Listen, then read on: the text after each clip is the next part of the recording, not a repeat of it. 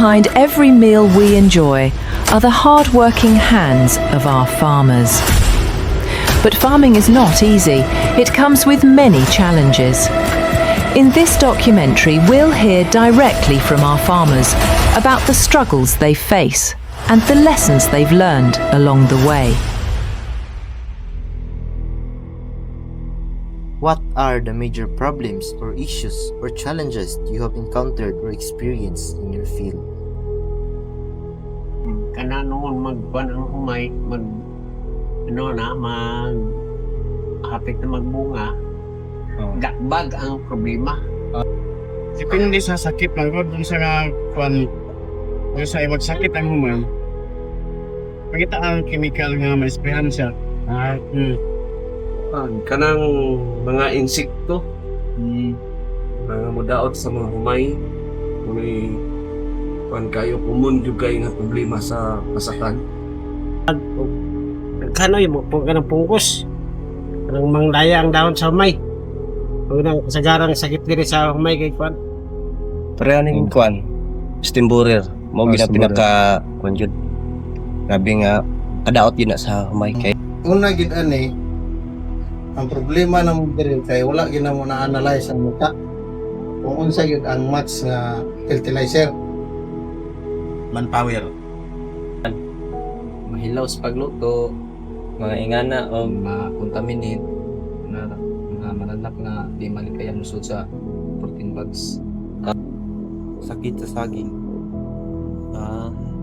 Sakit sa saging kana bitong bitong kaning sigatukang. Why are those considered problems? Putlon, dili na madako ang imong humay.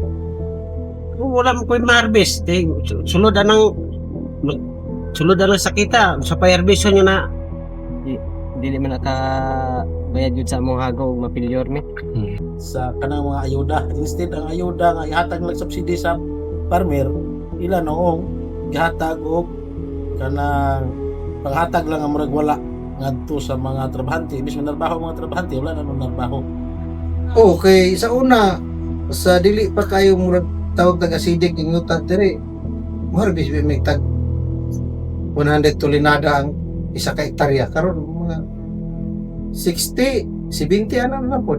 Gamay na lang po ang among sa pagkakaroon. Apektuhan mo gud ang iyang pagtubo ba. Mga puktok ang mga saging so gamay ra gid may harvest.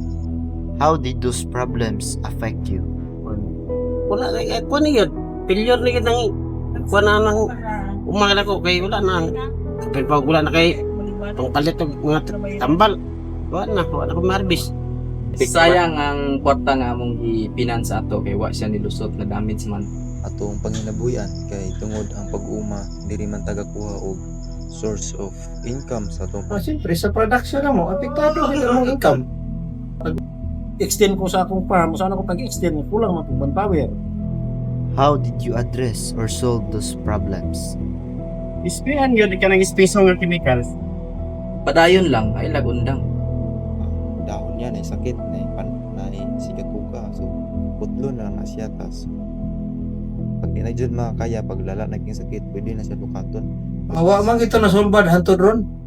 After experiencing those problems, what lessons have you learned? Dapat lagi kay kanang idea ana nga pagpanguma. Sa imo kanang niabot nga problema sud mahibalanan nimo unsay imong angay buhaton. Aron ito nga problema malampasan nimo. Pag magtubo mi karon nga panahon, mga tulo ka tuig, magilis naman kita, mag new plant man ta, magmais na pud mi. Amo na pud sa mais. Pag human sa mais, og dili kanang ingala ingana, dayon sa sunod na pud nga tuig, usa na pud ibalik ang kuan maulian ang yuta. Pero dili gid ingon nga kuan. Dili gid pareha sa una nga dagko gid yung production sa una sa pag-starting sa kwarta nga ihatag dito sa tao, ihatag nga ito gani sa mga farmer as a subsidy. Kuan lang gud kanang ang pag-uma mura na siya sugal na income say na po malugi say na po sakto ra kanana ra siya mo nang mo ginalison nga natuna na sa kamagpugma. Dayon. Kanunay lang.